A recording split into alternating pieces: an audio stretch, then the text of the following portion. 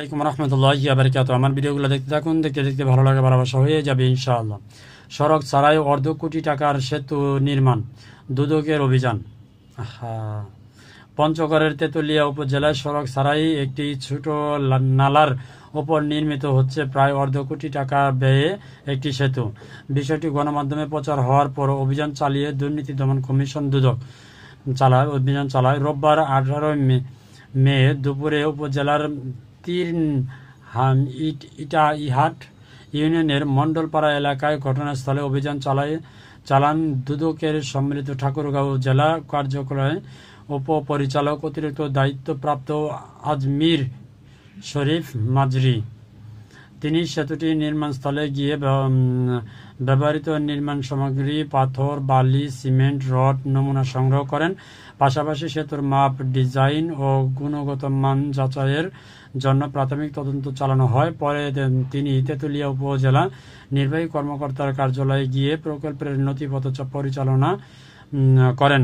স্থানীয় সূত্রে জানা গেছে, তেঁতুলিয়া উপজেলার মণ্ডলপাড়া গ্রামের কবরস্থান সংলগ্ন হাকিমপুর দগবাড়ি থেকে বয়ে যাওয়া একটি ছোট নালার ওপর 2023-24 অর্থবছরের গ্রামীণ রাস্তায় 15 মিটার দৈর্ঘ্য পর্যন্ত সেতু নির্মাণ প্রকল্পের আওতায় সেতুটি নির্মাণ করা হচ্ছে। প্রকল্পটি ব্যয় ধরা হয়েছে 43,36,022 টাকা, যা বাস্তবায়ন করেছে উপজেলা প্রকল্প বাস্তবায়ন কর্মকর্তা কার্যালয় দুদকের সম্মিলিত ঠাকুরগাঁও জেলা কার্যালয়ে উপপরিচালক অতিরিক্ত দায়িত্বপ্রাপ্ত আজমির শরীফ মাজরি বলেন, বিষয়টি গণমাধ্যমে প্রচার ও অভিযোগের পরিপ্রেক্ষিতে আমরা সরজমিনে তদন্ত করতে এসেছি। আমরা বিভিন্ন নমুনা এবং বিভিন্ন নথিপত্র সংগ্রহ করছি। পরীক্ষাগারে নমুনাগুলোর ফলাফল পাওয়ার পর প্রয়োজনীয় ব্যবস্থা গ্রহণ করা হবে। আসলে এক্ষেত্রে কি বলবো, বলার মতো কিছু নেই।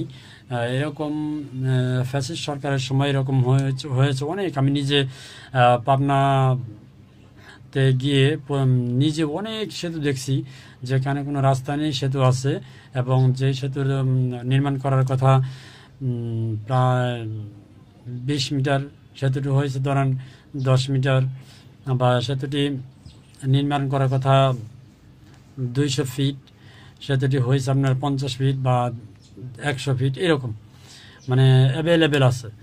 তো বর্তমান যুগেও এরকম চলছে, আসলে আজীবনই চলবে। আপনি এটা কোনো ফ্যাক্ট না, চলতেছে, ঠিকাদাররা এরকম করতেছে, ওরা চোর, ওকে ফাইন, দ্যাটস অল।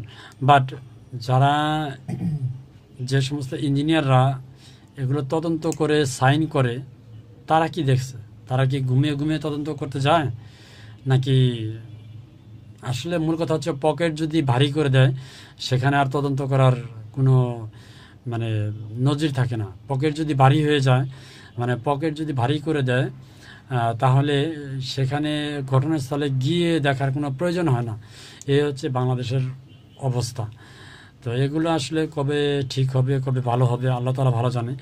বর্তমান সরকারের আমলেও যদি এগুলো ঠিক না হয়, পকেট ভারী হয়, আর কোনো রাজনৈতিক সরকার এসে এগুলো ঠিক করতে পারবে না, এটাই বাস্তবতা। তো যারা দেখবেন, ধন্যবাদ সবাইকে। আসসালামু আলাইকুম রহমতুল্লাহি ওয়া বারাকাতুহু।